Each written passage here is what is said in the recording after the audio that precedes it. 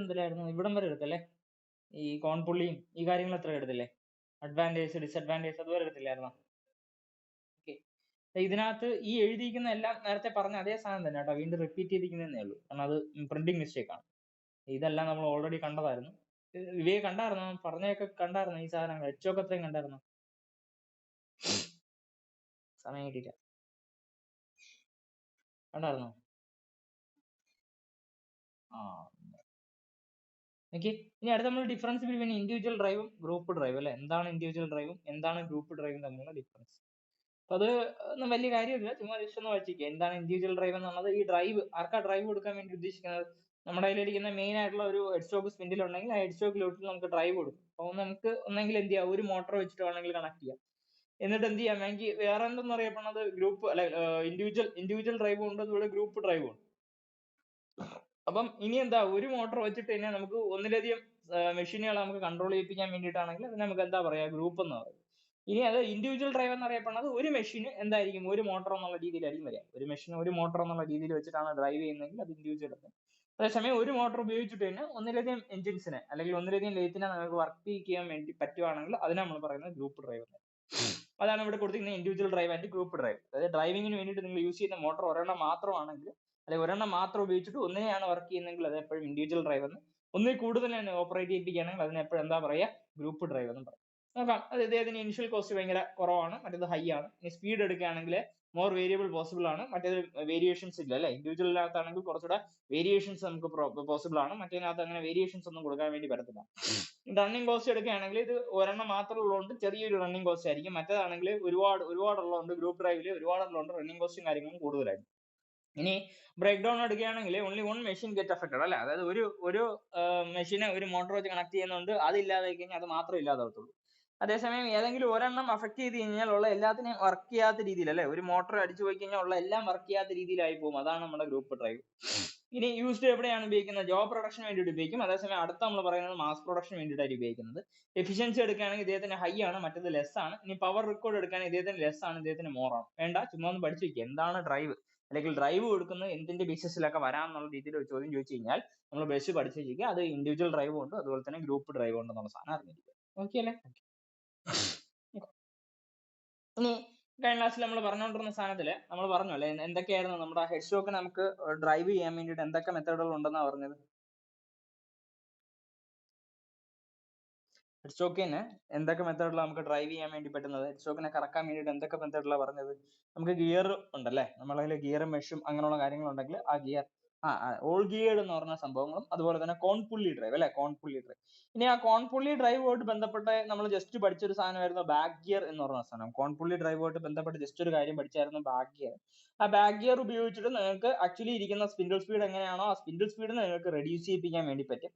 അതായത് spindle speed നല്ല രീതിയിൽ ഇതാക്കുന്ന സമയത്ത് ഹൈ സ്പീഡ് ആയിരിക്കും വരുന്ന, അതേസമയം നിങ്ങൾ ബാക്ക് ഗിയർ എൻഗേജ് ചെയ്യുമ്പോഴത്തേക്കും സ്പീഡ് കുറയ്ക്കാൻ വേണ്ടി പറ്റും. ആ ഒരു സംഭവത്തിൽ ടോർക്ക് എന്ന് പറഞ്ഞ സാധനത്തിനെ കൂട്ടാൻ വേണ്ടി പറ്റും അല്ലെ? ടോർക്ക് കൂടുതലായിട്ടുള്ള ആപ്ലിക്കേഷന് വേണ്ടിയിട്ടായിരിക്കും നിങ്ങൾ അത്തരത്തില് എന്തിനാ ആ ഒരു ഡ്രൈവിന്റെ സ്പീഡിനെ കുറയ്ക്കുക അല്ലെ? നമ്മുടെ സ്പിൻഡിൽ കറങ്ങുന്ന ആ ഒരു ഡ്രൈവിന്റെ സ്പീഡിനെ കുറയ്ക്കുമ്പോഴത്തേക്കും നിങ്ങൾക്ക് ടോർക്ക് കൂടുതൽ കിട്ടും. അപ്പൊ ടോർക്ക് കൂടുതൽ കിട്ടുമ്പോഴത്തേക്കും അതിന് കറസ്പോണ്ടിങ് ആയിട്ടുള്ള ഒരു ആപ്ലിക്കേഷൻ വേണ്ടിയിട്ടൊക്കെ ഉപയോഗിക്കാം. ചിലപ്പം ത്രെഡ് കട്ട് ചെയ്യാനോ അങ്ങനെ എന്തെങ്കിലും ഒരു ടോർക്ക് കൂടുതൽ വേണ്ടിയിരിക്കുന്ന ഒരു പർട്ടിക്കുലർ ആപ്ലിക്കേഷന് വേണ്ടിയിട്ടൊക്കെ ആയിരിക്കും നിങ്ങൾ എന്ത് ഉപയോഗിക്കുന്നത്, ബാക്ക് ഗിയർ സെറ്റപ്പ് ഉപയോഗിക്കുന്നത്. നോക്കാം അതിൽ എന്താ ഉപയോഗിക്കുന്നത് നോക്കാം. All name implies back gear is A gear mounted at the back of the head stock അല്ലെ? ഹെഡ് സ്റ്റോക്കിന്റെ ബാക്കിൽ മൗണ്ട് ചെയ്യിപ്പിക്കുന്ന ഒരു ഗിയറിനെ ആയിരിക്കും നിങ്ങൾ ആക്ച്വലി എന്തെന്ന് പറയുന്നത്, ബാക്ക് ഗിയർ എന്നറിയപ്പെടുന്നത്. നിങ്ങൾ എന്താ ചെയ്യിപ്പിക്കുന്നത്? Reduced speed. ആരുടെ സ്പീഡാണ്? നമ്മുടെ ഹെഡ് സ്റ്റോക്ക് ഉണ്ടെങ്കിൽ ആ ഹെഡ് സ്റ്റോക്കിൽ നമ്മൾ കണക്ട് ചെയ്ത് വെച്ചിരിക്കുന്ന ആ സ്പിൻഡിലിന്റെ സ്പീഡിനെ നിങ്ങൾക്ക് എന്ത് ചെയ്യിപ്പിക്കാൻ, റെഡ്യൂസ് ചെയ്യിപ്പിക്കാൻ വേണ്ടിയായിരിക്കും ബാക്ക് ഗിയർ ഉപയോഗിക്കുന്നത്. Necessity of A back gear four machining A heavy job, taking A rough cut, we need more power at reduced speed of the spindle അല്ലെ? അതായത് സ്പിൻഡിലിന്റെ ആ ഒരു സ്പീഡിനെ കുറച്ചിട്ട് അദ്ദേഹത്തിന് നല്ല രീതിയിലുള്ള ഒരു പവർ കിട്ടണം അല്ലെ, ടോർക്ക് കിട്ടണം അല്ലെങ്കിൽ പവർ കിട്ടണം എന്നുള്ള ഒരു സംഭവം വരികയാണെങ്കിൽ ആ ഒരു പർട്ടിക്കുലർ ആപ്ലിക്കേഷൻ ചിലപ്പോൾ ഹെവി കട്ടുകൾ വരുന്ന സമയത്തോ അല്ലെങ്കിൽ റഫ് ആയിട്ട് ഹെവി ജോബുകൾ ടേക്കപ്പ് ചെയ്യിപ്പിക്കുന്ന സമയത്തോ അല്ലെങ്കിൽ റഫ് ആയിട്ടുള്ള ഒരു കട്ട് വരുന്ന ഒരു സമയത്തോ ഒക്കെ ആണെങ്കിൽ നമുക്ക് എന്ത് വേണം, നല്ലൊരു പവർ ആവശ്യമാണ്. അപ്പൊ ആ ഒരു പവറിൽ ഇതിനെ കറക്കണമെങ്കിൽ, നല്ല ടോർക്കി ആയിട്ടുള്ള ഒരു അറ്റ്മോസ്ഫിയറിൽ ഇദ്ദേഹത്തിനെ കറക്കണമെങ്കിൽ നിങ്ങൾക്ക് എന്താ ആവശ്യം, ഒരു ബാക്ക് ഗിയർ എന്ന് പറഞ്ഞ സാധനം ആവശ്യമാണ്. Back gear arrangement provides the low speed with higher power അല്ലെ? ലോ സ്പീഡും അതുപോലെ തന്നെ പവർ ഭയങ്കര കൂടുതലായിട്ടുള്ള ഒരു എഫക്റ്റ് ആയിരിക്കും ഇദ്ദേഹത്തിന് കിട്ടുക. Spindle is mounted. ഇത് ഇനി കഴിഞ്ഞ ക്ലാസ്സിൽ പറഞ്ഞ അതേ കാര്യം തന്നെ വീണ്ടും റിപ്പീറ്റ് ചെയ്യണം കേട്ടോ, വീണ്ടും റിപ്പീറ്റ് ചെയ്യണം. രണ്ടാമത് പറയുമ്പോഴത്തേക്കും കുറച്ചുകൂടെ കൂടുതൽ ക്ലിയർ ആക്കാൻ വേണ്ടിയാണ് രണ്ടാമതും പറയുന്നത്. ഇനി എന്താ ചെയ്യുന്നത് നോക്കി, ഇതാണ് നമ്മുടെ മെയിൻ സ്പിൻഡിൽ അല്ലെ. ഇദ്ദേഹത്തിനായിരിക്കും നമ്മൾ എന്തെന്ന് അറിയപ്പെടുന്നത്, മെയിൻ ആയിട്ടുള്ള സാധനം അല്ലെ, മെയിൻ ആയിട്ടുള്ള ഒരു ഷാഫ്റ്റ്, സ്പിൻഡിൽ ഇരിക്കുന്ന മെയിൻ ഷാഫ്റ്റ്. ഇനി മെയിൻ ഷാഫ്റ്റിലാണ് എന്താ വെച്ചിരിക്കുന്നത്, ഇതിനകത്ത് ഓരോ കോൺ പുള്ളീസും വെച്ചിരിക്കുന്നത് അല്ലെ. മെയിൻ ഷാഫ്റ്റിനകത്തായിരിക്കും ഇതിനകത്ത് എന്ത് വെച്ചിരിക്കുന്നത്, ഓരോ കോൺ പുള്ളീസും വെച്ചിരിക്കുന്നത്. എന്നിട്ട് ഇതേ ഷാഫ്റ്റിൽ തന്നെ നമ്മൾ അങ്ങേ അറ്റത്ത് എന്താ വെച്ചിരിക്കുന്നത്, നമ്മുടെ ഹെഡ് സ്റ്റോക്ക് വെച്ചിട്ടുണ്ട്. ഇനി ഹെഡ് സ്റ്റോക്കിന്റെ ബാക്കിലായിട്ടായിരിക്കും നിങ്ങളുടെ ഒരു ഗിയറിന്റെ അറേഞ്ച്മെന്റ് കൊടുത്തിരിക്കുന്നത്. അദ്ദേഹത്തിന്റെ പേരായിരുന്നു ബുൾ ഗിയർ അല്ലെ. ഹെഡ് സ്റ്റോക്ക് ഉണ്ട്, ഹെഡ് സ്റ്റോക്കിന്റെ ബാക്കിലായിട്ടായിരിക്കും എന്താ കൊടുത്തിരിക്കുന്നത്, ബുൾ ഗിയർ വെച്ചിരിക്കുന്നത്. ഇനി ഹെഡ് സ്റ്റോക്കിന്റെ ബാക്കിൽ ബുൾ ഗിയർ അറേഞ്ച് ചെയ്യിപ്പിക്കാൻ വേണ്ടിയിട്ട് എന്താ ഇതാക്കുന്നത്, spindle is bounded on the bush bearing in the head stock casting and gear wheel called bull gear keyed കീറ്റ് അല്ലെ. ഇദ്ദേഹത്തിന്റെ കൂടെ തന്നെ ഒരു ബുൾ ഗിയറും ഉണ്ട്. പോരാത്തതിന് ഇതിന്റെ കൂടെ എന്താ ഒരു ബുഷ് ബിയറിംഗിലായിരിക്കും ഈ ഒരു സെറ്റപ്പും കാര്യങ്ങളൊക്കെ അറേഞ്ച് ചെയ്ത് വെച്ചിരിക്കുന്നത്. അതിന്റെ ബാക്ക് സൈഡിലായിട്ടായിരിക്കും ഓരോ കോൺ പുള്ളീസും വെച്ച് കൊടുത്തിരിക്കുന്നത്. ഇനി കോൺ പുള്ളീസ് മാത്രമല്ല, ഇവിടെ ഒരു ഗിയർ വെച്ചിട്ടുണ്ട്, അദ്ദേഹത്തിന്റെ പേര് ബുൾ ഗിയർ എങ്കിൽ അതിന്റെ പിനിയൺ എന്ന് പറഞ്ഞ സെറ്റപ്പ് ഇവിടെ വെച്ചിട്ടുണ്ട്.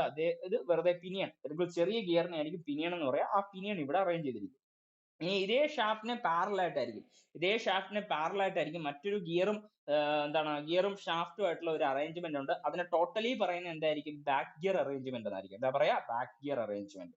ആ ബാക്ക് ഗിയറിന് തന്നെ രണ്ട് പാർട്ടുകളാണുള്ളത്. ഒരെണ്ണത്തിന് നമ്മൾ പറയുന്നത് ബാക്ക് ഗിയറിന്റെ പിനിയൺ എന്ന്, മറ്റൊരെണ്ണത്തിന് ബാക്ക് ഗിയർ എന്നായിരിക്കും പറയാ. ഇദ്ദേഹത്തിന് ബാക്ക് ഗിയർ എന്ന് പറയും, അതേസമയം ഇദ്ദേഹത്തിന് നമ്മൾ എന്താ പറയുന്നത്, ബാക്ക് ഗിയറിന്റെ പിനിയൺ എന്നായിരിക്കും പറയാം. ഈ പിനിയൺ ആരുമായിട്ടായിരിക്കും കണക്ട് ചെയ്യുക, ആക്ച്വലി നമ്മളിരിക്കുന്ന ബുൾ ഗിയർ എന്ന് പറഞ്ഞാൽ അല്ലെ, നമ്മളെ താഴെ ആദ്യം പറഞ്ഞിരിക്കുന്ന ഒരു ബുൾ ഗിയർ എന്ന് പറഞ്ഞ സെറ്റപ്പ് ആയിട്ടായിരിക്കും കണക്ട് ചെയ്യുക. ആരാണ് പറയുന്നത്, ബാക്ക് ഗിയറിന്റെ പിനിയൺ ഉണ്ടെങ്കിൽ, അതായത് ഇദ്ദേഹത്തിന്റെ ചെറിയ ഗിയർ ആരുമായിട്ടായിരിക്കും കണക്ട് ചെയ്യുക, ബുൾ ഗിയറുമായിട്ടായിരിക്കും കണക്ട് ചെയ്യുക. ബാക്ക് ഗിയറിന്റെ പിനിയൺ ഉണ്ടെങ്കിൽ ആരുമായിട്ടായിരിക്കും കണക്ട് ചെയ്യുക, ആക്ച്വലി ബുൾ ഗിയറുമായിട്ടായിരിക്കും കണക്ട് ചെയ്യുക. ഇത് തമ്മിലായിരിക്കും മൗണ്ട് വരിക.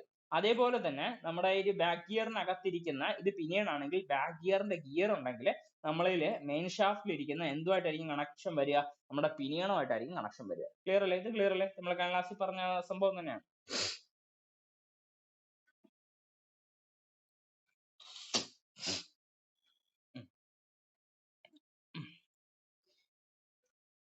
ഓക്കെ, ഇനി പറയുന്ന സംഭവം എന്ന് പറഞ്ഞത്, ഇദ്ദേഹത്തിനകത്ത് ബാക്ക് ഗിയറിന്റെ പിനിയണിനകത്ത് എത്ര നമ്പർ ഓഫ് ടീത്ത് ഉണ്ടോ അതിന് കറസ്പോണ്ടിങ് ആയിട്ടായിരിക്കും ഇദ്ദേഹത്തിന്റെ പിനിയണിനകത്തുള്ള നമ്പർ ഓഫ് ടീത്ത്. അതുപോലെ തന്നെ ഇവിടെ ഇരിക്കുന്ന ഗിയറിന്റെ ടീത്തുകൾ എത്രയുണ്ടോ അത്രയും നമ്പർ ആയിട്ടായിരിക്കും എന്ത് വരുന്നത്, നമ്മുടെ ബുൾ ഗിയറിന്റെ സെറ്റപ്പിൽ വരിക. ഓക്കെ അല്ലേ, നമ്മുടെ number of teeth on the back gear shaft which carries a gear and pinion, the number of teeth of the gear and the pinion on the back gear shaft corresponding to the number of teeth of the bull gear and the pinion on the corn pulley. ഇപ്പൊ കോൺ പുള്ളിയിൽ ഇട്ടിരിക്കുന്ന bull ഗിയറും പിനിയന്റെയും അത്രയും number of teeth തന്നെ ആയിരിക്കും നമ്മുടെ ഇരിക്കുന്ന back gear ഷാഫ്റ്റിൽ ഇട്ടിരിക്കുന്ന back ഗിയറും അതുപോലെ തന്നെ ബാക്ക് ഗിയറിന്റെ കറസ്പോണ്ടിങ് അല്ല, ബാക്ക് ഗിയറിനകത്ത് ഇരിക്കുന്ന ആ ഒരു പിനിയൺ അല്ലെ, ബാക്ക് ഗിയറിൽ ഇരിക്കുന്ന ആ പിനിയന്റെയും നമ്പർ ഓഫ് ടീത്തുകൾ സെയിം ആയിരിക്കും എന്നാണ് പറയുന്നത്. ഓക്കെ, ഇനി പറയുന്നത് axis of the back gear eccentric shaft is parallel to the axis of the main spindle. The back gear is brought in engagement or disengagement with the corn pulley system by means of a lever. Okay, ഇവിടെ ഒരു engagement ലിവറും disengagement liver എന്ന് പറഞ്ഞ സാധനം, അല്ലെങ്കിൽ ഒരു ലിവറിനെ ആയിരിക്കും പറയാം അല്ലെ, രണ്ട് പൊസിഷനിലായിരിക്കും വെക്കുന്നത്. മേലോട്ട് കടക്കുന്നതിലേക്ക് നമ്മൾ എന്താ പറയുന്നത്, ഡിസെൻഗേജ്മെന്റും, താഴോട്ട് ആവുന്ന സമയത്ത് എൻഗേജ്മെന്റ് ആയിരിക്കും വരുന്നത്. അപ്പൊ ഇത് എൻഗേജ് ചെയ്യിപ്പിക്കുന്നതും ഡിസെൻഗേജ് ചെയ്യിപ്പിക്കുന്നത് ബൈ ദ യൂസ് ഓഫ് അല്ലെ ലിവറിന്റെ ഹെൽപ്പോട് കൂടിയായിരിക്കും എൻഗേജ്മെന്റും ഡിസെൻഗേജ്മെന്റും വരുന്നത്. ആ എൻഗേജ്മെന്റും ഡിസെൻഗേജ്മെന്റും വരുമ്പോഴത്തേക്കുമായിരിക്കും നമ്മൾ ആ പിനിയനുമായിട്ട് ഇത് കണക്ഷൻ വരിക അല്ലെ, പിനിയനുമായിട്ട് ബ്രോട്ട് ചെയ്യുന്നത് ഇതിന്റെ ഹെൽപ്പോട് കൂടിയായിരിക്കും. ഓക്കെ, ഇനി the back gear units engage to have a reduced spindle speed. അപ്പൊ എന്തിനാ ഉപയോഗിക്കുന്നതെന്ന് പറഞ്ഞാൽ സ്പിൻഡിൽ സ്പീഡ് കുറയ്ക്കാൻ വേണ്ടിയിട്ടായിരിക്കും ഇത് ഉപയോഗിക്കുന്നത്. ഇനി 3 സ്റ്റെപ്ഡ് കോൺ പുള്ളി head stock provide the 3 direct. അതിനകത്ത് 3 കോൺ പുള്ളി ആയിരിക്കും വെച്ചിരിക്കുന്നത് അല്ലെ, 1 2 3 നമ്പർ 3 കോൺ പുള്ളിയാണ് ഇവിടെ ഇരിക്കുന്നതെങ്കിൽ ഓരോ കോൺ പുള്ളിക്കും ഇതിന് പാരലൽ ആയിട്ട് തന്നെ മറ്റൊരു ഷാഫ്റ്റ് ഉണ്ട് അല്ലെ, മറ്റൊരു ഷാഫ്റ്റിനകത്ത് എഗെയിൻ എന്ത് ചെയ്യുന്നുണ്ട്, കോൺ പുള്ളീസ് തന്നെ ആയിരിക്കും വെച്ച് കൊടുക്കുന്നത്. ഇനി ഈ ഷാഫ്റ്റിനെ നിങ്ങൾ ഏതുമായിട്ടായിരിക്കും കണക്ട് ചെയ്യുന്നത്, നമ്മുടെ ഇരിക്കുന്ന മോട്ടറുമായിട്ടായിരിക്കും കണക്ട് ചെയ്യുക അല്ലെ. ആ മോട്ടറിൽ നിന്നും വരുന്ന ആ ഒരു ഡ്രൈവിനെ നേരെ ഒരു ഫ്ലാറ്റ് ബെൽറ്റിന്റെയോ അല്ലെങ്കിൽ ഒരു വി ബെൽറ്റിന്റെയോ ഹെൽപ്പോട് കൂടിയായിരിക്കും നിങ്ങൾ ആ ഒരു കൗണ്ടർ ഷാഫ്റ്റ് എന്നായിരിക്കും പറയാം, ആ കൗണ്ടർ ഷാഫ്റ്റുമായിട്ട് കണക്ട് ചെയ്യുക. ആ കൗണ്ടർ ഷാഫ്റ്റിനകത്ത് എന്തായിരിക്കുന്നത്, ഓരോ കോൺ പുള്ളീസ് ഉണ്ട്. ആ കോൺ പുള്ളീസിനെ കറസ്പോണ്ടിങ് ആയിട്ട് നമ്മുടെ മെയിൻ ഷാഫ്റ്റിൽ ഇരിക്കുന്ന അല്ലെ, മെയിൻ ഷാഫ്റ്റിൽ ഇരിക്കുന്ന കോൺ പുള്ളി ആയിട്ടായിരിക്കും കണക്ട് ചെയ്യുക. അത് വെച്ചിട്ടായിരിക്കും ഈ മെയിൻ ഷാഫ്റ്റിന് എന്ത് കിട്ടുക, ഡ്രൈവ് കിട്ടുക. അപ്പൊ ഇതിൽ ഒന്നാമത്തിൽ ഇടുന്ന സമയത്ത് ഒരു സ്പീഡ് ആയിരിക്കും വരിക അല്ലെ, നമ്മളെ ഇരിക്കുന്ന ഇതിനകത്ത് ഓരോ കട്ടകൾ കാണിക്കുന്ന സാധനങ്ങളായിരിക്കും ഓരോ പുള്ളീസ് അല്ലെ, നമ്മുടെ കോൺ പുള്ളി എന്ന് പറഞ്ഞ സാധനങ്ങൾ ഇതിനകത്ത് പറയുന്ന ഓരോ കട്ടകളായിരിക്കും. അപ്പൊ അതിൽ ഓരോ കട്ടകളിലേക്കും നമ്മൾ എന്ത് ചെയ്യുന്നുണ്ട്, നമ്മളിൽ ഇരിക്കുന്ന ആ ബെൽറ്റിനെ നിങ്ങൾ റൺ ചെയ്യുമ്പോഴത്തേക്കും ഇതിനകത്ത് ഓരോ സ്പീഡ് ആയിരിക്കും കിട്ടുക. അപ്പൊ അങ്ങനെയുള്ള എത്ര കോൺ പുള്ളി ഉണ്ടോ അപ്പൊ അത്രയും ടൈപ്പ് ഓഫ് സ്പീഡുകൾ കിട്ടും. ഇനി എന്താ ചെയ്യുന്നത്, നിങ്ങൾ ബാക്ക് ഗിയറിനെ എൻഗേജ് ചെയ്യുന്ന സമയത്ത് ഓരോ കട്ടാക്കും കറസ്പോണ്ടിങ് ആയിട്ടുള്ള ഒരു റെഡ്യൂസ്ഡ് സ്പീഡ് ആയിരിക്കും നിങ്ങൾക്ക് ആക്ച്വലി എന്തിൽ കിട്ടുക, സ്പിൻഡിൽ കിട്ടുക. അപ്പൊ അങ്ങനെ 3 കോൺപുള്ളി ഉണ്ടെങ്കിൽ എന്തൊക്കെ കിട്ടും, മൂന്നായിട്ടുള്ള മൂന്നായിട്ടുള്ള ഡയറക്റ്റ് സ്പീഡുകളും മൂന്നായിട്ടുള്ള ഇൻഡയറക്റ്റ് സ്പീഡ്. ഇൻഡയറക്റ്റ് സ്പീഡ് എന്ന് പറഞ്ഞാൽ എന്തുമായിട്ട് ബന്ധപ്പെട്ടായിരിക്കും, നമ്മുടെ ബാക്ക് ഗിയറിനെ കണക്ട് ചെയ്യുന്നതുകൊണ്ടുണ്ടാകുന്ന ആ ഇൻഡയറക്റ്റ് സ്പീഡ് ഒക്കെ ആയിരിക്കും ബാക്കിയുള്ള 3 കിട്ടുക. അപ്പൊ അങ്ങനെയുള്ള എത്ര എണ്ണം കിട്ടും നിങ്ങൾക്ക്, ടോട്ടലി 6 കിട്ടും. അതൊക്കെ ഒന്ന് പഠിച്ചു വെക്കുന്നത് വളരെ നല്ലതായിരിക്കും. ഇതൊക്കെ നമ്മൾ പണ്ടും പഠിച്ചിട്ടുണ്ട്, നമ്മളെ കഴിഞ്ഞ ക്ലാസ്സിൽ ഇത് തന്നെയായിരിക്കും കുറച്ച് സമയം എടുത്ത് പഠിച്ചത്. അപ്പൊ അതൊന്നുകൂടെ നോക്കിക്കോണേ. അത് അപ്ലോഡ് ചെയ്തെന്ന് തോന്നുന്നു അല്ലെ, അപ്ലോഡ് ചെയ്തിട്ടുണ്ട്. ഇനി എന്തിനാ ബാക്ക് ഗിയർ, അപ്പം ഇതൊക്കെ ഇങ്ങനെയുള്ള ക്വസ്റ്റ്യൻ ഒക്കെ ആയിരിക്കും ചോദിക്കുക. നിങ്ങളുടെ ലെയ്ത്ത് എടുക്കുകയാണെങ്കിൽ ആ ലെയ്ത്തുമായിട്ട് ബന്ധപ്പെട്ട് നമ്മുടെ എന്തിനാ ബാക്ക് ഗിയർ എന്ന് പറയുന്ന സാധനങ്ങളൊക്കെ വേണമെങ്കിൽ ചോദിക്കാം. അപ്പൊ നോക്കാം, to enable the rotated the chuck at very low speed. നമ്മുടെ ഇരിക്കുന്ന ചക്ക് ഉണ്ടെങ്കിൽ ആ ചക്കിൽ നിങ്ങളായിരിക്കും എന്തിനാ കണക്ട് ചെയ്യിപ്പിക്കുക, നിങ്ങളെ വർക്ക് പീസ് കണക്ട് ചെയ്യുക. അപ്പൊ വർക്ക് പീസ് ഒരു റെഡ്യൂസ്ഡ് ആയിട്ടുള്ള സ്പീഡിൽ കറക്കാൻ വേണ്ടിയിട്ടായിരിക്കും നിങ്ങൾ എന്ത് ഉപയോഗിക്കുന്നത്, ബാക്ക് ഗിയർ ഉപയോഗിക്കാൻ. നമുക്ക് ഓൾറെഡി അറിയാം. ഈ പ്രൊവൈഡ്സ്, അപ്പം ഇത് എന്താ ചെയ്യുന്നത്, നിങ്ങളെ സ്പീഡ് കുറയുന്നതനുസരിച്ച് എന്ത് കൂടുന്നതായിരിക്കും, നമുക്ക് ടോർക്ക് കൂടും. അപ്പൊ ഇത് പ്രൊവൈഡ്സ് ഇൻക്രീസ്ഡ് ടേണിംഗ് പവർ അല്ലെ. അപ്പം ഇതില് ടോർക്ക് ഇത് കൂടുമ്പോഴത്തേക്ക് എന്താ പറയുന്നത്, ടോർക്ക് കൂടുന്ന സമയത്ത് എന്ത് ചെയ്യുന്നുണ്ട്, ടേണിംഗ് പവർ അല്ലെ, ഇത് കറങ്ങുന്നതിന്റെ ഉണ്ടാകുന്ന ആ ഒരു ടേൺ ചെയ്യിപ്പിക്കുന്ന പവർ എന്ന് പറഞ്ഞ സാധനം കൂടും. പ്രൊവൈഡ് ഇൻക്രീസ്ഡ് ടേണിംഗ് പവർ അല്ലെ, ടേണിംഗ് പവറും കാര്യങ്ങളും കൂട്ടി വെക്കാൻ വേണ്ടിയിട്ട് ഇദ്ദേഹത്തിന് പറ്റും. It is highly suitable for turning large diameter castings അല്ലെ. വലിയ ഡയമീറ്റർ ഉള്ള കാസ്റ്റിംഗ്സുകളൊക്കെ നിങ്ങൾക്ക് വേണമെങ്കിൽ എന്ത് ചെയ്യിപ്പിക്കാൻ വേണ്ടിയിട്ട് പിടിച്ച് കറക്കണമെങ്കിൽ ഇത് ഉപയോഗിക്കാം. അതായത് നേരത്തെ പറഞ്ഞ ഹെവി ആയിട്ടുള്ള വർക്കുകളെ നിങ്ങൾക്ക് പിടിച്ച് കറക്കണമെങ്കിൽ എന്ത് ചെയ്യണം, ഭയങ്കര രീതിയിലുള്ള സ്പീഡ് ആവശ്യമില്ല, പകരം നല്ലൊരു പവർ ആവശ്യമാണ് അല്ലെ. ഇത് കറക്കാൻ വേണ്ടിയിട്ട് നല്ലൊരു ടോർക്ക് ആവശ്യമാണ്. അപ്പൊ ആ ഒരു ടോർക്കി ആയിട്ടുള്ള അറ്റ്മോസ്ഫിയർ കിട്ടണമെങ്കിൽ വലിയ വലിയ വസ്തുക്കളെ പിടിച്ച് കറക്കാൻ വേണ്ടിയിട്ടൊക്കെ വേണമെങ്കിൽ ഇത് യൂസ് ചെയ്യാം. ഇനി reduces the RPM but increases the torque, അത് ഓൾറെഡി കണ്ടല്ലേ. നമുക്ക് RPM കുറച്ചിട്ട് നമുക്ക് ടോർക്ക് ഇൻക്രീസ് ചെയ്യിപ്പിക്കാൻ വേണ്ടി പറ്റും.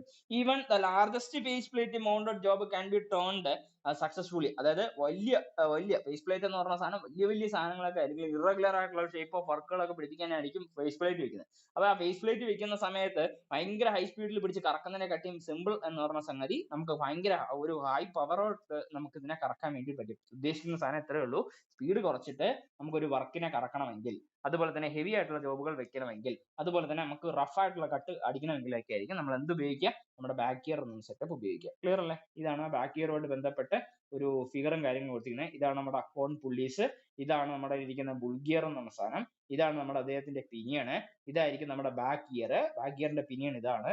ഈ ഒരു അറേഞ്ച്മെന്റ് ആണ് ഇവിടെ ഇരിക്കുന്നത്. ഇതിൽ തന്നെ ഒരു ലിവറിന്റെ സെറ്റപ്പ് ഉണ്ട്. ആ ലിവർ വെച്ചിട്ടായിരിക്കും ഇതിന്റെ എൻഗേജ്മെന്റും ഡിസെൻഗേജ്മെന്റും ചെയ്യും. ഓക്കെ അല്ലേ? ബാക്ക് ഗിയർ ഓക്കെ ആണ്. ഓക്കെ ഇതിന് അതിന്റെ അടുത്ത ഒരു ടംബ്ലർ ഗിയർ സെറ്റപ്പ് ഉണ്ട്. ടംബ്ലർ ഗിയർ അവിടെ ഇരിക്കട്ടെ. ടംബ്ലർ ഗിയർ നമ്മളെ ഫിറ്ററിന്റെ ടെക്സ്റ്റ് വെച്ച് നമ്മൾ പഠിക്കുന്നതായിരിക്കും. ടംബ്ലർ ഗിയർ വളരെ നല്ലതായിട്ട് കേട്ടോ. അപ്പൊ എന്തായാലും ടംബ്ലർ ഗിയർ അവിടെ ഇരിക്കട്ടെ. നമ്മൾ ഇന്ന് ബാക്ക് ഗിയറിന്റെ കൂടെ തന്നെ ടംബ്ലർ ഗിയർ എടുത്ത് ചിലപ്പോൾ എടുത്തു. അതുകൊണ്ട് നമുക്ക് എന്തെടുക്കാം, നെയ്ത്ത് കട്ടിംഗ് ടൂൾ എന്നുണ്ട്, ചെറിയൊരു പോർഷൻ കൊടുത്തിട്ടുണ്ട്. അപ്പൊ അത് മാത്രം ഒന്ന് നോക്കി എടുക്കും. ഓക്കെ, കുഴപ്പമില്ലല്ലോ. ഇപ്പൊ ലെയ്ത്ത് കട്ടിംഗ് ടൂൾ, നമ്മൾ കഴിഞ്ഞ ക്ലാസ്സിൽ കട്ടിംഗ് ടൂളുമായിട്ട് ബന്ധപ്പെട്ട കുറച്ച് കാര്യങ്ങൾ നമ്മൾ സ്റ്റാർട്ട് ചെയ്തിട്ടുണ്ടായിരുന്നു. എന്താണ് കട്ടിംഗ് ടൂൾ എന്ന്, എത്ര ടൈപ്പ് ഓഫ് കട്ടിംഗ് ടൂളുകളാണ് നിങ്ങൾക്ക് അവൈലബിൾ ആയിട്ടുള്ളത് എന്നുള്ളത് ജസ്റ്റ് ഒന്ന് പഠിച്ചു വെച്ചിട്ടുണ്ടായിരുന്നു അല്ലേ. അതുപോലെ തന്നെ അതിന്റെ കുറച്ച് പാർട്സ് എന്ന് പറഞ്ഞ രീതിയിൽ ഒരു 2 ആംഗിളുകൾ പഠിച്ചിട്ടുണ്ടായിരുന്നു. എന്തായിരുന്നു, ബാക്ക് റേക്ക് ആംഗിളും അതുപോലെ തന്നെ സൈഡ് റേക്ക് ആംഗിളുകൾ മാത്രം നമ്മൾ നോക്കിയിട്ടുണ്ടായിരുന്നു. അവിടെ ഇരിക്കട്ടെ. അതിന്റെ കൂടെ തന്നെ ഇപ്പൊ നാളെ നമുക്ക് ഇതിന്റെ കണ്ടിന്യൂഷൻ ആയിരിക്കും നാളെ വരിക. അപ്പൊ ഇപ്പം വെച്ച് നോക്കുന്ന കട്ടിംഗ് ടൂളിന്റെ ക്ലാസിഫിക്കേഷൻ അപ്പൊ നമ്മൾ ഓൾറെഡി കണ്ടിട്ടുണ്ടായിരുന്നു അല്ലെ. നമുക്ക് സിംഗിൾ പോയിന്റ് കട്ടിംഗ് ടൂൾ ഉണ്ട്, മൾട്ടി പോയിന്റ് കട്ടിംഗ് ടൂൾ ഉണ്ട്. ലെയ്ത്തിൽ നമ്മൾ മോസ്റ്റ് കോമൺലി യൂസ് ചെയ്യുന്ന എന്തായിരിക്കും, സിംഗിൾ പോയിന്റ് കട്ടിംഗ് ടൂൾ. ലെയ്ത്തിൽ multi point cutting tool use ചെയ്യാറുണ്ടോ? ലെയ്ത്തിൽ multi point cutting tool use ചെയ്യാറുണ്ടോ?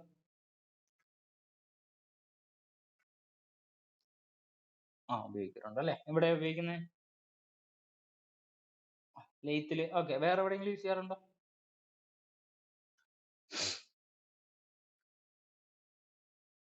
വേറെ എന്തിനാ?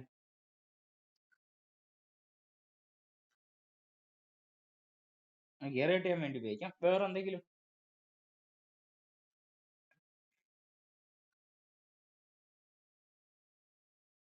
ഡ്രിൽ ചെയ്യാൻ വേണ്ടി അല്ലേ. നിങ്ങൾ ആദ്യത്തെ പരിപാടി ചെയ്യുന്ന എന്തായിരിക്കും, നമ്മുടെ വർക്ക് പീസ് എടുക്കുന്ന സമയത്ത് ആ വർക്ക് പീസിനെ എടുക്കുന്ന സമയത്ത് വർക്ക് പീസിന് ഒരു സൈഡിൽ നിങ്ങൾ ഫിക്സ് ചെയ്യുക അല്ലേ.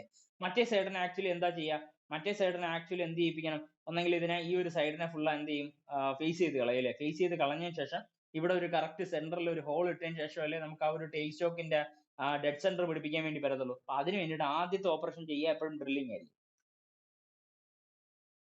അങ്ങനെയല്ലേ ചെയ്തിട്ടുള്ളത് അല്ലേ? അത് ആ ഡ്രില്ലിങ്ങിന് വേണ്ടിയിട്ട് നിങ്ങൾ എന്താ ഉപയോഗിക്കുന്ന മൾട്ടി പോയിന്റ് കട്ടിംഗ് ടൂൾ ആയിരിക്കും യൂസ് ചെയ്യുക. ഓക്കെ, കട്ടിംഗ് ടൂളുകളെ സിംഗിൾ പോയിന്റ് എന്നും മൾട്ടി പോയിന്റ് എന്നും ഫോം ടൂൾസ് എന്നായിരിക്കും ക്ലാസിഫൈ ചെയ്യുക. അപ്പൊ ആദ്യത്തെ സിംഗിൾ പോയിന്റ് എന്ന് അറിയപ്പെടുന്നത് നമുക്ക് മോസ്റ്റ് കോമൺലി അല്ലേ വൺ കട്ടിംഗ് എഡ്ജ് മാത്രമേ ഉള്ളൂ. കട്ടിംഗ് ആക്ഷൻ പ്രൊവൈഡ് ചെയ്യിപ്പിക്കാൻ വേണ്ടി ഒരു ഓൺലി വൺ കട്ടിംഗ് എഡ്ജ് മാത്രമേ ഉള്ളൂ. അത്തരത്തിലായിരിക്കും single point cutting tool. Most of the lathes cutting tool are single point cutting tool. അപ്പൊ മോസ്റ്റ് ഓഫ് ദ നമ്മുടെ ലേത്തുകൾ എടുക്കുകയാണെങ്കിൽ അത് സിംഗിൾ പോയിന്റ് കട്ടിംഗ് ടൂൾ ആയിരിക്കും. അപ്പൊ മോസ്റ്റ് കോമൺലി നമ്മളെ സിംഗിൾ പോയിന്റ് കട്ടിംഗ് ടൂളിന്റെ നമ്മുടെ ടെക്സ്റ്റ് വെച്ചിട്ടുള്ള ക്ലാസിഫിക്കേഷൻ എടുക്കുകയാണെങ്കിൽ രണ്ട് ടൈപ്പ് ഓഫ് ഇതായിരിക്കും ഉള്ളത്. ഒരെണ്ണത്തിന് സൈഡ് കട്ടിംഗ് ടൂൾ എന്നും മറ്റൊരെണ്ണത്തിന് എൻഡ് കട്ടിംഗ് ടൂൾ എന്നും. എന്തൊക്കെയാ പറയുന്നത്? സൈഡ് കട്ടിംഗ് ടൂൾ എന്നും മറ്റൊരെണ്ണത്തിന് എൻഡ് കട്ടിംഗ് ടൂൾ എന്നും പറയും. അപ്പൊ നമ്മൾ കഴിഞ്ഞ ക്ലാസ്സിൽ കണ്ട ഒരു സാധനമായിരുന്നു അല്ലെ, ഒരു സൈഡ് ഒരു കട്ടിംഗ് എഡ്ജുകൾ എത്ര ഉണ്ടായിരുന്നു നമ്മുടെ ഇരിക്കുന്ന ആ ഒരു സിംഗിൾ പോയിന്റ് കട്ടിംഗ് ടൂളിനകത്ത് എത്ര കട്ടിംഗ് എഡ്ജുകൾ ഉണ്ടായിരുന്നു? കട്ടിംഗ് എഡ്ജുകൾ ഏതൊക്കെ ഉണ്ടായിരുന്നു? വേണ്ട, നമ്മുടെ സിംഗിൾ പോയിന്റ് കട്ടിംഗ് ടൂളിലെ കട്ടിംഗ് എഡ്ജുകൾ ഏതൊക്കെ ഉണ്ടായിരുന്നു? എത്ര കട്ടിംഗ് എഡ്ജുകൾ ഉണ്ടായിരുന്നു? സിംഗിൾ പോയിന്റ് കട്ടിംഗ് ടൂളിൽ എത്ര കട്ടിംഗ് എഡ്ജുകൾ ഉണ്ടായിരുന്നു? കട്ടിംഗ് എഡ്ജ് എന്ന് പറഞ്ഞാൽ എന്തൊക്കെ ഉണ്ടായിരുന്നു കട്ടിംഗ് എഡ്ജുകൾ? ഇങ്ങനെ ഒരു കട്ടിംഗ് എഡ്ജ്, ഇങ്ങനെ ഒരു കട്ടിംഗ് എഡ്ജ് കണ്ടില്ലേ? എൻഡ് കട്ടിംഗ് എഡ്ജും അതുപോലെ തന്നെ സൈഡ് കട്ടിംഗ് എഡ്ജും. അതെ. അപ്പം അങ്ങനെ ഇതിന്റെ ബേസിസിലാണ് എന്തൊക്കെ പറയുന്നത്, സൈഡ് കട്ടിംഗ് ടൂൾസ് എന്നും അതുപോലെ എൻഡ് കട്ടിംഗ് ടൂൾസ് എന്നുള്ള രീതിയിൽ രണ്ടും ആ ഒരു പേരുകൾ വരുന്നത് കേട്ടോ. സൈഡ് കട്ടിംഗ് ടൂൾ എന്നും എൻഡ് കട്ടിംഗ് ടൂൾ എന്നും. നോക്കാം. Side cutting edge tool have their cutting edge formed on the side of the cutting tool അല്ലെ. നമ്മുടെ കട്ടിംഗ് ടൂളിന്റെ സൈഡിലാണ് ഇരിക്കുന്നതെങ്കിൽ അതിനെ ആയിരിക്കും സൈഡ് കട്ടിംഗ് ടൂൾ എന്നും. Used on the lathe of most of the operation അല്ലെ. Most of the ഓപ്പറേഷനിൽ നമ്മൾ എന്താ ഉപയോഗിക്കുന്നത്? സൈഡ് കട്ടിംഗ് ടൂൾ ഒക്കെ ആയിരിക്കും ഉപയോഗിക്കുന്നത്. ദേ are again classified as A right hand and left hand. Important ആയിട്ടുള്ള കാര്യങ്ങൾ കേട്ടോ. സൈഡ് കട്ടിംഗ് ടൂളുകളായിരിക്കും. നമുക്ക് സൈഡ് കട്ടിംഗ് ടൂളുകൾ എടുക്കുകയാണെങ്കിൽ നമ്മുടെ വലിയ കട്ടിംഗ് എഡ്ജിന് അല്ലെ, മേജർ ആയിരിക്കുന്ന വലിയ കട്ടിംഗ് എഡ്ജിനെ ആയിരിക്കും എപ്പോഴും എന്താ പറയുന്നത്? നമ്മുടെ സൈഡ് കട്ടിംഗ് എന്ന് പറഞ്ഞ സാധനം പറയുന്നത്. അപ്പൊ ആ സൈഡ് കട്ടിംഗ് ടൂളുകൾ നിങ്ങൾ എടുക്കുകയാണെങ്കിൽ സൈഡ് കട്ടിംഗ് എഡ്ജ് ഉപയോഗിച്ചിട്ടായിരിക്കും കട്ട് ചെയ്യുന്നതെങ്കിൽ അത്തരത്തിലുള്ള സാധനത്തിനായിരിക്കും സൈഡ് കട്ടിംഗ് ടൂൾസ് എന്ന് അറിയപ്പെടുന്നത്. അപ്പൊ സൈഡ് കട്ടിംഗ് ടൂൾസിനെ നിങ്ങൾക്ക് ക്ലാസിഫൈ ചെയ്യാൻ വേണ്ടി പറ്റുന്ന രണ്ട് ടൈപ്പ് ഓഫ് ക്ലാസിഫിക്കേഷൻ ആണ്. ഒന്നത്തത് ലെഫ്റ്റ് ഹാൻഡ് ടൂൾസ് എന്നും മറ്റൊന്നത്തിന് റൈറ്റ് ഹാൻഡ് ടൂൾസ് എന്നും. എന്താ പറയുന്നത്? ലെഫ്റ്റ് ഹാൻഡ് എന്നും റൈറ്റ് ഹാൻഡ് എന്നും. അപ്പൊ പേര് പോലെ തന്നെയാണ്. ആദ്യത്തെ സാധനം എടുക്കുകയാണെങ്കിൽ they are again classified as right hand and left hand.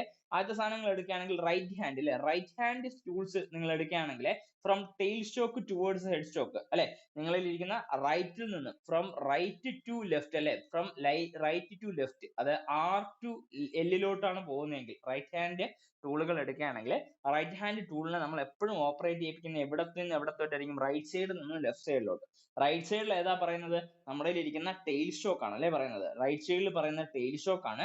Tail സ്റ്റോക്കിൽ നിന്നും എതിലോട്ടായിരിക്കും പോകുന്നത്? ഹെഡ് സ്റ്റോക്കിലോട്ട് വേണം നമ്മൾ എപ്പോഴും ഇതിനെ മൂവ് ചെയ്യിപ്പിക്കാൻ അല്ലെ. ടെയിൽ സ്റ്റോക്കിൽ നിന്നും ഹെഡ് സ്റ്റോക്കിന്റെ സൈഡിലോട്ട് വേണം ഇദ്ദേഹത്തിനെ മൂവ് ചെയ്യിപ്പിക്കാൻ. എങ്കിലേ നമുക്ക് കട്ടിങ് അല്ലെങ്കിൽ പ്രോപ്പർ ആയിട്ടുള്ള ഒരു സർഫസ് ഫിനിഷിലോട്ടൊക്കെ നമുക്ക് ആ ഒരു വസ്തുവിനെ എത്തിക്കാൻ പറ്റത്തുള്ളൂ. അപ്പൊ അത്തരത്തിലുള്ള ഇതിനായിരിക്കും സൈഡ് കട്ടിംഗ് ടൂൾസിനകത്ത് വരുന്ന നമ്മുടെ റൈറ്റ് ഹാൻഡ് കട്ടിംഗ് ടൂൾസ് എന്ന് പറയുന്നത്. ഇനി ഇതേപോലെ തന്നെ ലെഫ്റ്റ് ഹാൻഡ് കട്ടിംഗ് ടൂൾസ് ഉണ്ട്. ലെഫ്റ്റ് ഹാൻഡ് കട്ടിംഗ് ടൂൾസ് എപ്പോഴും എന്തിലോട്ട് ഇതാക്കണം? ഫ്രം ലെഫ്റ്റ് ടു റൈറ്റ് അല്ലെ, എൽ ടു ആറിലോട്ടാണ് പോകുന്നത്. എൽ ടു ആർ ടു എന്ന് അറിയപ്പെടുന്നത് നമ്മുടെ ഹെഡ് സ്റ്റോക്കിൽ നിന്നും എന്തിലോട്ടായിരിക്കും പോവുക? ടെയിൽ സ്റ്റോക്കിന്റെ സൈഡിലോട്ട് വേണം കട്ടിങ്ങും കാര്യങ്ങളും പോസിബിൾ ആക്കുന്നത്. അപ്പൊ അത്തരത്തിലുള്ള ടൂൾസിനായിരിക്കും നിങ്ങൾ എന്തെന്ന് പറയുന്നത്? ലെഫ്റ്റ് ഹാൻഡ് ടൂൾസ് എന്ന് അറിയപ്പെടുന്നത് അല്ലെ. ഒരെണ്ണത്തിന് ലെഫ്റ്റ് ഹാൻഡ് എന്ന് മറ്റൊരെണ്ണത്തിന് റൈറ്റ് ഹാൻഡ് എന്നായിരിക്കും പറയുന്നത്. Cutting edge formed according to. അപ്പൊ ഇതിനനുസരിച്ചിട്ടായിരിക്കും നിങ്ങൾക്ക് എന്ത് ഫോം ചെയ്യിപ്പിക്കുന്നത്?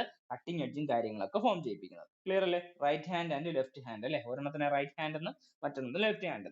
റൈറ്റ് ഹാൻഡ് എടുക്കുകയാണെങ്കിൽ നോക്കി ഇങ്ങനത്തെ സംഗതി ആയിരിക്കും വരുന്നത്. അല്ലെങ്കിൽ ലെഫ്റ്റ് ഹാൻഡ് എടുക്കുകയാണെങ്കിൽ ഇവിടെ 60 വരും, ഇവിടെ 30 വരും. മറ്റേത് എടുക്കുകയാണെങ്കിൽ എന്തായിരിക്കും? ഇവിടെ 90 ഇവിടെ 60 എന്നുള്ള രീതിയിലായിരിക്കും വരിക. ക്ലിയർ ആണോ?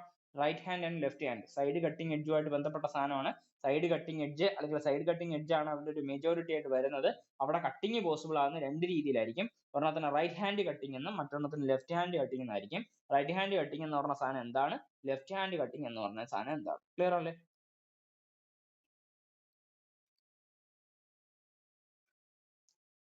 ഓക്കെ.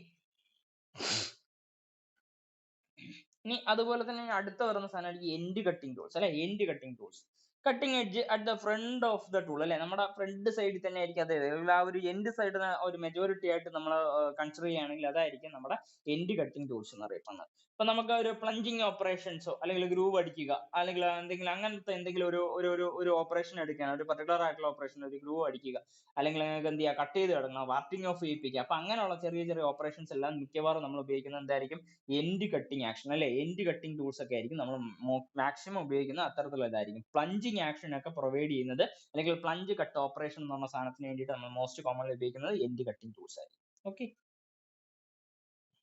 ഇനി multi point cutting tools, tools having more than one cutting edge, ഒന്നിലധികം കട്ടിംഗ് എഡ്ജ് വരുന്നതായിരിക്കും multi point. Remove metal from the work piece simultaneous action of all the cutting edge അല്ലെ, ഒന്നിലധികം കട്ടിംഗ് എഡ്ജിന്റെ action മുഖേനയായിരിക്കും ഇതിനകത്ത് എന്ത് form ചെയ്യിപ്പിക്കുന്നത്, കട്ടിങ്ങുകൾ ഫോം ചെയ്യിപ്പിക്കുന്നത്. Application of multi point cutting tools on the lathe is mostly done by holding the tool in the tailstock feeding it work അല്ലെ. നമ്മുടെ ഇതിനകത്ത് ലെയ്ത്തിൽ എടുക്കുകയാണെങ്കിൽ ലെയ്ത്തിൽ most of the multi point cutting ടൂളുകൾ നിങ്ങൾ കൊണ്ട് പ്ലേസ് ചെയ്യിപ്പിക്കുന്ന എവിടെയായിരിക്കും, ടെയിൽ സ്റ്റോക്കിലായിരിക്കും അല്ലെ, ടെയിൽ സ്റ്റോക്കിലായിരിക്കും നിങ്ങൾ മോസ്റ്റ് ഓഫ് ദ, നമുക്ക് ഡ്രില്ലിംഗ് എടുക്കാം, അതുപോലെ തന്നെ കൗണ്ടർ സിങ്കിങ് എടുക്കാം, ബോറിംഗ് അല്ല കൗണ്ടർ ബോറിംഗ് എടുക്കാം, അതുപോലെ സ്പോട്ട് ഫേസിങ് എടുക്കാം. അപ്പൊ എന്ത് തന്നെ ഓപ്പറേഷൻസ് എടുത്താലും ആ ഓപ്പറേഷൻസിലെല്ലാം നമുക്ക് മൾട്ടി പോയിന്റ് കട്ടിംഗ് ടൂൾ ആണ് വേണ്ടത്. ആ മൾട്ടി പോയിന്റ് കട്ടിംഗ് ടൂൾ നിങ്ങൾ എപ്പോഴും പ്ലേസ് ചെയ്യുന്നത് എന്തിലായിരിക്കും, നമ്മുടെ ടെയിൽ സ്റ്റോക്കിലായിരിക്കും പ്രൊവൈഡ് ചെയ്യിക്കുന്നത്. ജസ്റ്റ് ഒന്ന് അറിഞ്ഞിരിക്കുക. പിന്നെ ലാസ്റ്റ് ഇതിൽ പറയുന്ന അടുത്ത പറയുന്ന ഫോം ടൂൾ ആണ് അല്ലെ. നമുക്ക് ഫോം ടൂളുകൾ പണ്ട് എപ്പോഴും നമ്മൾ കേട്ടിട്ടുണ്ട്. ഫോം ടൂളുകൾ നമ്മൾ മോസ്റ്റ് കോമൺലി എന്തിലടിക്കാനാണ് ഉപയോഗിക്കുന്നത്, നമുക്ക് പേപ്പർ ടേൺ ചെയ്യിപ്പിക്കാനൊക്കെ ആയിരിക്കും നമുക്ക് മോസ്റ്റ് കോമൺലി ഉപയോഗിക്കാൻ വേണ്ടി പറ്റുക. അല്ലാതെ ഓപ്പറേഷൻസുകളുണ്ട് നമ്മൾ അന്ന് പഠിച്ചിരുന്നതാണ് by using form tool. Form tool ഉപയോഗിച്ചിട്ട് നിങ്ങൾക്ക് എന്ത് ചെയ്യിപ്പിക്കാൻ വേണ്ടി പറ്റും, നമുക്ക് പേപ്പർ ടേൺ ചെയ്യിപ്പിക്കാൻ വേണ്ടി പറ്റും. അപ്പൊ these tools are reproduce on the work the form and the shape of the cutting edge to which they are ground. The form tools perform the operation on the work by plunging action. ഇതും അതുപോലെ തന്നെ നേരത്തെ പറഞ്ഞിരിക്കുന്ന ഒരു പ്ലഞ്ചിങ് action വെച്ചിട്ടായിരിക്കും ഈ ഒരു form tool കട്ടിങ്ങും കാര്യങ്ങളൊക്കെ പ്രോസസ് ചെയ്യിപ്പിക്കുന്നത്. ഇനി അതും are fixed on the tool post square to the axis of the work and fed by the cross slide. Cross ലേഡിന്റെ ഹെൽപ്പിലായിരിക്കും ഫെഡും കാര്യങ്ങളും ചെയ്യുന്നത്. ഇനി they may have their cutting edge formed on the square or rectangular section tool banks actually radially. The form tools may be circular form tools and tangential form tools. അങ്ങനെ ഒരുപാട് type of form tools available ആണ്. They may require special holder to which they can be fixed and the holders are clamped on the tool post for operations അല്ലെ. നമുക്ക് form ടൂൾസിന്റെ ഫിഗറും കാര്യങ്ങളൊന്നും ഇല്ല. അപ്പൊ അതിനെ ഒരുപാട് രീതിയിൽ നമുക്ക് എന്ത് ചെയ്യിപ്പിക്കാൻ വേണ്ടി പറ്റും, ഇതിനകത്ത് ഹോൾഡ് ചെയ്യാൻ വേണ്ടി പറ്റും എന്നുള്ള സാധനങ്ങൾ അറിഞ്ഞിരിക്കുക. ഫോം ടൂൾ എന്നറിയപ്പെടുന്ന നമ്മൾ കാണും കേട്ടോ, ഫോം ടൂൾ വീണ്ടും കാണും നമ്മൾ ആ ഒരു ലേത്തിന്റെ ഒരു ലേത്തിന്റെ പേപ്പർ നമ്മൾ പഠിക്കുന്ന സമയത്ത് അത് അഗെയിൻ കാണുന്നതായിരിക്കും ഫോം ടൂൾ എന്ന സാധനം. ഫോം ടൂൾ വേറെ ഒന്നുമല്ല, ചെറിയ ടൈപ്പ് ഓഫ് ടൂൾ ആയിരിക്കും.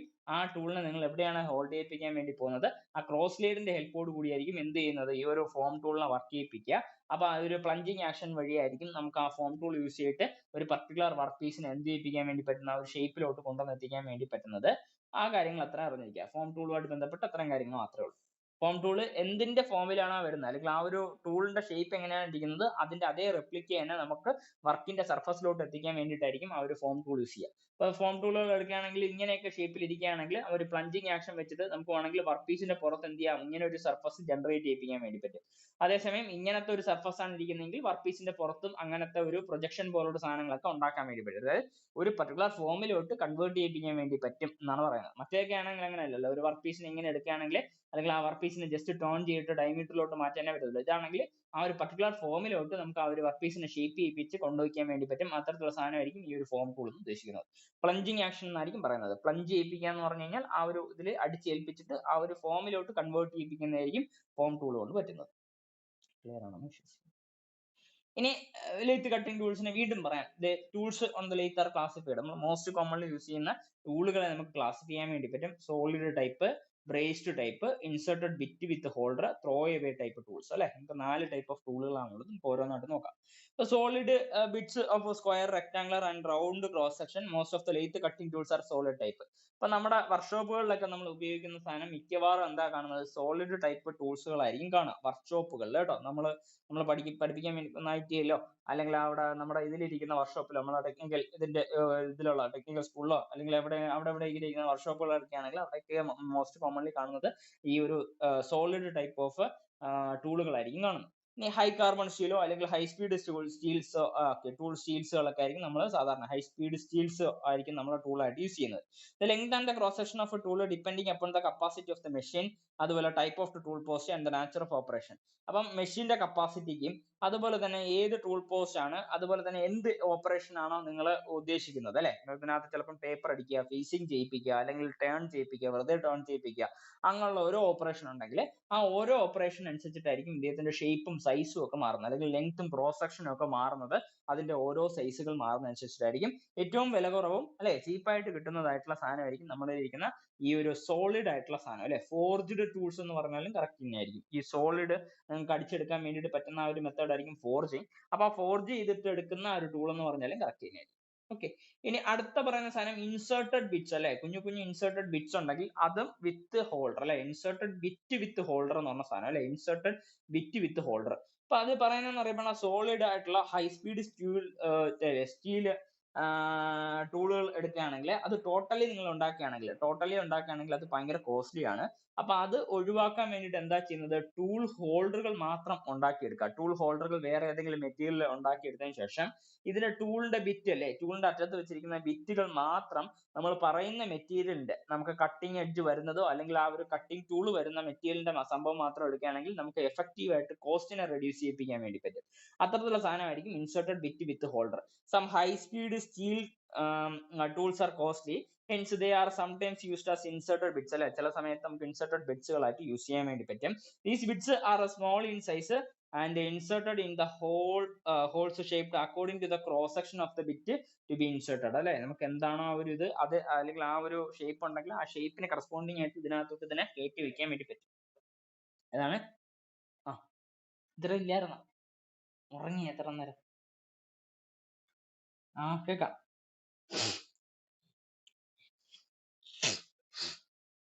ഹൈ സ്പീഡ് സ്റ്റീൽ HSS ന്റെ ബിറ്റ്സ് ആണ് പറയുന്നത്. അതെ,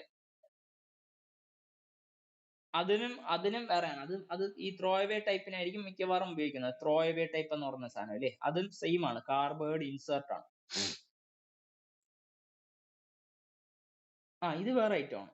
ഇത് ഇൻസേർട്ടഡ് ബിറ്റ് വിത്ത് ഹോൾഡർ എന്നാണ്, അതായത് കപ്പാസിറ്റി കുറവായിട്ടുള്ള സാധനമായിരിക്കും. അത് ത്രോ അവേ ടൈപ്പ് എന്ന് പറഞ്ഞ സാധനം അതും അതുപോലെ തന്നെ ഇതിനകത്തൊരു ഹോൾഡറും കാര്യങ്ങളും ഉണ്ട്. അത് ക്ലാമ്പ് ചെയ്തിട്ടായിരിക്കും പിടിപ്പിക്കുക.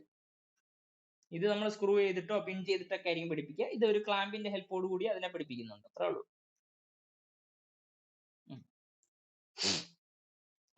ഇനി ഏത് നമ്മൾ പഠിച്ചത് ഈ ത്രോ അവേ ടൈപ്പ് ആയിട്ടുള്ള സാധനമായിരിക്കും നമ്മൾ പഠിച്ചിരിക്കുന്നത്. അതാണ് കാർബൈഡ് ഇൻസേർട്ട്. നമ്മൾ ആ നോമൻക്ലേച്ചർ പഠിച്ചത് കാർബൈഡ് ഇൻസേർട്ടിന്റെ ആയിരുന്നു. ഓർമ്മയുണ്ടോ? കാർബൈഡ് ഇൻസേർട്ട് എന്ന് തന്നെയാണ് പറഞ്ഞത് അല്ലേ? അങ്ങനെയല്ലേ പറഞ്ഞു? Hence they are sometimes used as inserted bits. These bits are small in size, inserted in the hole shaped according to the cross section of the bit to be inserted. These holders are held and clamped in the tool post to carry out the operation. The disadvantage in these type of tools, the rigidity of the tool is poor in the slot അല്ലെ. അപ്പം ഇതിന്റെ പ്രത്യേകത എന്ന് പറയുമ്പോൾ ഈ സ്ലോട്ടിനകത്ത് നമ്മളിൽ ഇരിക്കുന്ന tool കയറി ഇരിക്കുന്നതിന്റെ അദ്ദേഹത്തിന്റെ റിജിഡിറ്റി എന്ന് പറഞ്ഞാൽ ഭയങ്കര കുറവായിരിക്കും. ഒരു ഡിസഡ്വാൻറ്റേജ് ഉണ്ട്. ഇതിനകത്ത് റിജിഡിറ്റി എന്ന് പറഞ്ഞ സാധനം ഭയങ്കര കുറവായിരിക്കും. അപ്പൊ ഇത്തരത്തിലുള്ള സാധനത്തിൽ എടുക്കുകയാണെങ്കിൽ ഇതിൽ റിജിഡിറ്റി കുറവായിരിക്കും. ഇതാണ് ഇൻസേർട്ടഡ് ബിറ്റ് വിത്ത് ഹോൾഡർ. ഇവിടെ നമ്മൾ എന്താണ് ബിറ്റ് ആയിട്ട് യൂസ് ചെയ്യുന്ന സാധനം HSS ആയിരിക്കും. ചില ടൂളുകൾ എടുക്കുന്ന സമയത്ത് HSS ആയിരിക്കും. അതായത് സോളിഡ് ആയിട്ട് വേണമെങ്കിൽ നിങ്ങൾക്ക് HSS യൂസ് ചെയ്യാൻ വേണ്ടി പറ്റും. പക്ഷേ സോളിഡ് ആയിട്ട് യൂസ് ചെയ്യുമ്പോഴത്തേക്കും ഉള്ള പ്രത്യേകം എന്നറിയപ്പെടുന്ന ഷാങ്കിന്റെ പോർഷനും ഉള്ള എല്ലാം കൂടെ HSS ഉണ്ടായി കഴിഞ്ഞ് കഴിഞ്ഞാൽ അത്രയും കോസ്റ്റ്ലി ആണ്. അപ്പൊ അത് കോസ്റ്റ് എഫക്റ്റ് ആക്കാൻ വേണ്ടിയിട്ട് കട്ടിംഗ് എഡ്ജ് വരുന്ന പർട്ടിക്കുലർ പോർഷൻ മാത്രം, അല്ലെങ്കിൽ നമുക്ക് ആവശ്യം കോൺടാക്ട് വരുന്ന ഒരു പർട്ടിക്കുലർ പോർഷന് വേണ്ടിയിട്ട് മാത്രം ചെറിയ ചെറിയ ബിറ്റുകൾ നമുക്ക് കിട്ടും. ആ ബിറ്റുകളെ പിടിപ്പിക്കാൻ വേണ്ടിയിട്ടുള്ള എന്തെങ്കിലും ഒരു ടൂൾ ഹോൾഡറിന്റെ ആവശ്യമേ ഉള്ളൂ കേട്ടോ. അതിനുവേണ്ടിയാണ് ഇത് ഉപയോഗിക്കുന്നത്. ഇനി അടുത്ത ടൈപ്പ് പറയുന്നത് ബ്രേസ്ഡ് അല്ലെ, ബ്രേസ്ഡ് ടൈപ്പ്. ഇനി എന്താ പറയുന്നത്, these tools are made of 2 different material അല്ലെ. 2 ഡിഫറെന്റ് ആയിട്ടുള്ള മെറ്റീരിയൽ ഉണ്ടായിരിക്കും ഇത് ഉപയോഗിക്കുന്നത്. The cutting portion of these tools are good cutting tool material അല്ലെ. നമുക്ക് ആ കട്ടിംഗ് ടൂളിന്റെ അല്ലെങ്കിൽ ഇങ്ങനെ ആയിരിക്കും വരുന്നത്. നമുക്ക് ഒരു ഷാങ്കിന്റെ പർട്ടിക്കുലർ പോർഷൻ വരും. ആ ഷാങ്ക് ചിലപ്പോൾ എന്തെങ്കിലും ഒക്കെ വരും അല്ലെ, ചിലപ്പോൾ ഒരു ഹൈ കാർബൺ സ്റ്റീലിന്റെ ഷാങ്കോ എന്തെങ്കിലും കാര്യം വരിക. അതേസമയം നമുക്ക് ടിപ്പ് മാത്രം എന്ത് ചെയ്യുക, ബ്രേസ് ചെയ്ത് പിടിപ്പിക്കാൻ വേണ്ടിയിട്ടുള്ള ഒരു ടിപ്പുകളായിരിക്കും ഉപയോഗിക്കുന്നത്. ചിലപ്പം സ്റ്റെല്ലൈറ്റ് എന്നൊക്കെ പറഞ്ഞിട്ടൊക്കെ ആയിരിക്കും ചിലപ്പോൾ നമുക്ക് എക്സാമ്പിൾ ആയിട്ട് പറയാം. സ്റ്റെല്ലൈറ്റ് അങ്ങനെയുള്ള അല്ലെങ്കിൽ ബ്രേസ് ചെയ്ത് പിടിപ്പിക്കാൻ വേണ്ടി പറ്റുന്ന അത്തരത്തിലുള്ള ടിപ്പുകളും കാര്യങ്ങളൊക്കെ ആയിരിക്കും വരുന്നത് ചിലപ്പോൾ. ആൻഡ് കേട്ടില്ല, ബ്രേസ് ചെയ്ത് അതെ അതെ. The body of the tool does not possess any cutting ability and is tough അല്ലെ. നമ്മളതിൽ ഉപയോഗിക്കുന്ന സംഗതികൾ എന്നറിയപ്പെടുന്നത് നമുക്ക് വേണമെങ്കിൽ ഇതിന്റെ ആ ഒരു ഷാങ്കിന്റെ പോർഷൻ ഒന്നും അത്രയ്ക്ക് ടഫ് അല്ല. ആരെ അപേക്ഷിച്ചിട്ട് നമ്മളിൽ ഇരിക്കുന്ന ആ ഒരു കട്ടിങ്ങിന്റെ എഡ്ജിനെ അപേക്ഷിച്ചിട്ട് അത്രയും ടഫർ അല്ലാത്ത ഒരു കണ്ടീഷൻ എടുക്കാം. എക്സാമ്പിൾ അവർ കൊടുക്കുന്ന tungsten carbide tool R mostly braced type അല്ലെ, നമ്മളതിൽ ഇരിക്കുന്ന ടങ്സ്റ്റൺ കാർബൈഡ് എന്ന് പറഞ്ഞാൽ കാർബൈഡ് അല്ലെ, ടങ്സ്റ്റൺ കാർബൈഡ് എടുക്കുകയാണ്. അതുപോലെ തന്നെ സ്ക്വയർ, റെക്ടാംഗുലർ ഷേപ്പ്, അതുപോലെ തന്നെ അത്തരമുള്ള കുറെ സാധനങ്ങളൊക്കെ നിങ്ങൾക്ക് വേണമെങ്കിൽ ബ്രേസ് ചെയ്ത് പിടിപ്പിക്കാൻ വേണ്ടി പറ്റും. The tip of the shank metal piece having machined top surface according to the shape of the bit to accommodate the carbide tip. അപ്പോൾ കാർബൈഡ് ടിപ്പ് അക്കോമഡേറ്റ് ചെയ്യിപ്പിക്കുന്ന രീതിയിൽ നമ്മൾ ഓൾറെഡി ഷേപ്പൺ ചെയ്തിട്ടായിരിക്കും ആ ഒരു ഷാങ്ക് ഉണ്ടാക്കിയിരിക്കുന്ന ഒരു മെയിൻ പോർഷൻ ഉണ്ടാക്കിയെടുക്കുക. അതായത് ഇവിടെ ഒരു റിസസ് കൊടുത്തിരിക്കുക അല്ലെ, ഒരു റിസസ് മെയിൻറ്റെയിൻ ചെയ്തിട്ട് അതിനകത്ത് നമുക്ക് ബ്രേസ് ചെയ്ത് പിടിപ്പിക്കാനുള്ള ഒരു പർട്ടിക്കുലർ ഒരു സ്ലോട്ട് കൊടുത്തിരിക്കും. ആ സ്ലോട്ടിനകത്തായിരിക്കും ഇദ്ദേഹത്തിനെ കൊണ്ടുവന്ന് കയറ്റി വയ്ക്കുക. അപ്പോൾ these tools are economical and give better rigidity to tools പിന്നെ than the inserted bit clamped in the tool holder. This is applicable to high speed steel. നോക്കിയേ, HSS ന്റെ ബ്രേസ്ഡ് ടൂൾസിൽ നമുക്ക് വേണമെങ്കിൽ എന്ത് പിടിപ്പിക്കാൻ വേണ്ടി പറ്റും, ഇത്തരത്തിലുള്ള സാധനത്തിൽ പിടിപ്പിക്കാൻ വേണ്ടി പറ്റും. അതായത് ഷാങ്ക് ഉണ്ടാക്കിയിരിക്കുന്നത് ചിലപ്പം ഹൈ കാർബൺ സ്റ്റീലും ഉണ്ട്. അതേസമയം വേണമെങ്കിൽ എന്ത് ചെയ്യിപ്പിക്കാൻ ഈ ഒരു ടിപ്പ് അല്ലെ, ഈ ഒരു ടിപ്പ് പർട്ടിക്കുലർ പോർഷൻ എടുക്കുകയാണെങ്കിൽ എന്തുകൊണ്ടോ ഉണ്ടാക്കിയാൻ വേണ്ടി പറ്റും, ചിലപ്പോൾ ആണെങ്കിൽ ഹൈ സ്പീഡ് സ്റ്റീൽ കൊണ്ടോ വേണമെങ്കിൽ ഉണ്ടാക്കിയെടുക്കാൻ വേണ്ടി പറ്റും. മോസ്റ്റ് കോമൺലി ഉപയോഗിക്കുന്ന ടങ്സ്റ്റൺ കാർബൈഡിന്റെ ഒക്കെ ആയിരിക്കും നമ്മൾ മോസ്റ്റ് കോമൺലി ഉപയോഗിക്കുക. ക്ലിയർ അല്ലേ? ബ്രേസ് ചെയ്ത് പിടിപ്പിക്കുക. ബ്രേസിംഗ് എന്ന് പറഞ്ഞ സാധനം വെൽഡിംഗ് പോലെയുള്ള മറ്റൊരു ടെക്നിക്കാണ് ബ്രേസിംഗ്. ഓക്കെ അല്ലേ? ഇനി അവസാനത്തെ ടൈപ്പ് അല്ലെ, 400 സംതിങ് ഒക്കെ ഉള്ളൂ, അത് കറക്റ്റ് അറിയത്തില്ല. അങ്ങനെ എന്തോ ഒരു സാധനം കേട്ടിട്ടുണ്ട്, 400 സംതിങ് 420 എന്നൊക്കെ പറഞ്ഞിട്ട് കേട്ടില്ല, 420. സോൾഡറിങ്ങും ബ്രേസിംഗും ഉണ്ട്.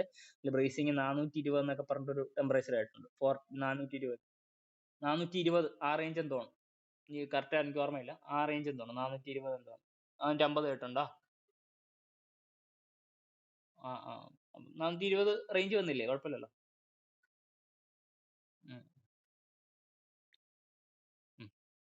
പിന്നെ ബ്രേസ് ഓക്കെ, അത് കോമ്പിനേഷൻ വരുന്ന ഏതൊക്കെയാണ്? ബ്രാസ് അല്ലേ, ബ്രാസ് ആവുന്ന സമയത്ത് ബ്രോൺസും ബ്രാസും ആണ്. അപ്പം ഇത് കോപ്പറും സിങ്കും വരുന്ന മിക്സറാണ്. അതിനാണ് അല്ലെങ്കിൽ ആ ഒരു മിക്സറാണ് നമ്മൾ എന്തിനു ഉപയോഗിക്കുന്നത്, അത് വെൽഡിംഗ് പോലത്തെ ടെക്നിക്കാണ്. ആ മിക്സർ ഉപയോഗിച്ചിട്ടാണ് ഇതിനെ ചേർക്കുന്നത്, തമ്മിൽ ജോയിൻ ചെയ്യിപ്പിക്കാൻ വേണ്ടി അത് ഉപയോഗിക്കുന്നത്. അതിനാണ് ബ്രേസിംഗ് എന്ന് പറയുന്നത്. മറ്റേ സോൾഡറിങ് എന്ന് പറയുമ്പോഴത്തേക്കും ഈ ഇത് ടിന്നും കൂടെ കയറി വരും, അത്രേ ഉള്ളൂ. ആ ടിന്നിന്റെ ആ ഒരു ഇതില് നമ്മൾ സോൾഡറിങ്ങിന്റെ ഇത് കണ്ടിട്ടില്ലേ, ആ സോൾഡറിങ് അയണിൽ നമ്മൾ ആ ടിന്നിന്റെ സാധനത്തിനെ ഉരുക്കിയിട്ടായിരിക്കും സോൾഡറിങ് ചെയ്യുന്നത്. ഓക്കെ, അപ്പൊ അതേ ടെക്നിക്ക് തന്നെയാണ് മറ്റൊരു സാധനമാണ്, അല്ലെങ്കിൽ കുറച്ചൊരു ടെമ്പറേച്ചർ കൂടുതലായിട്ടുള്ള ടെക്നിക്കാണ് ഈ ഒരു ബ്രേസിംഗ് ചെയ്യുന്നത്. അപ്പൊ ബ്രേസിംഗ് ചെയ്യുന്ന അതിനെ ഉരുക്കിയിട്ട് ആ മെറ്റീരിയലിനെ ഇതിന്റെ ഇടയ്ക്ക് കയറ്റിയിട്ട് ഇതിനെ അങ്ങ് ജോയിൻ ചെയ്യിപ്പിക്കുകയാണ് ചെയ്യുന്നത്. സെയിം സാധനം തന്നെ. ഓക്കെ, ഇനി അവസാനത്തെ സാധനം ത്രോ എവേ ടൈപ്പ് ടിപ്സ്. അതായത് ത്രോ എവേ ടൈപ്പ്. ഇപ്പൊ ഇതിനകത്ത് റീഗ്രൈൻഡിങ് ഒന്നും പോസിബിൾ അല്ല. നിങ്ങൾക്ക് ഇത് ഉപയോഗിച്ചതിന് ശേഷം നിങ്ങൾക്ക് അങ്ങനെ എടുത്ത് കളയാൻ വേണ്ടി പറ്റും. ഒന്നിലധികം കട്ടിംഗ് എഡ്ജും കാര്യങ്ങളൊക്കെ പോസിബിൾ ആയിട്ട് വരുന്ന സാധനമായിരിക്കും. കട്ടിംഗ് എഡ്ജിനെ തിരിച്ച് മറിച്ചൊക്കെ വെക്കാൻ വേണ്ടി പറ്റുന്ന സാധനമായിരിക്കും. ഇത് ബിറ്റ്സ് ആണ്. അപ്പൊ ഇതിനെ നിങ്ങൾക്ക് ത്രോ എവേ ചെയ്യാൻ വേണ്ടി പറ്റും. അതാണ് പറയുന്നത്, carbide braced tools when blunt or broken need grinding. അതെ, നമുക്ക് ബ്രേസ് ചെയ്ത് പിടിപ്പിക്കുന്ന ഈ ഒരു സാധനം അല്ലെ, കാർബൈഡ് എന്നൊക്കെ പറഞ്ഞിട്ട് ഇതിനെ നിങ്ങൾക്ക് ബ്രേസ് ചെയ്ത് പിടിപ്പിക്കുന്ന സാധനത്തിന് നിങ്ങൾക്ക് പ്രത്യേകത എന്ന് പറയുന്നത്, കട്ടിംഗ് എഡ്ജ് ബ്ലണ്ട് ആയി കഴിഞ്ഞാൽ വീണ്ടും ഈ ഒരു സാധനത്തിനെ ബിറ്റ്സിനെ എടുത്തിട്ട് തിരിച്ച് റീഗ്രൈൻഡ് ചെയ്യണം.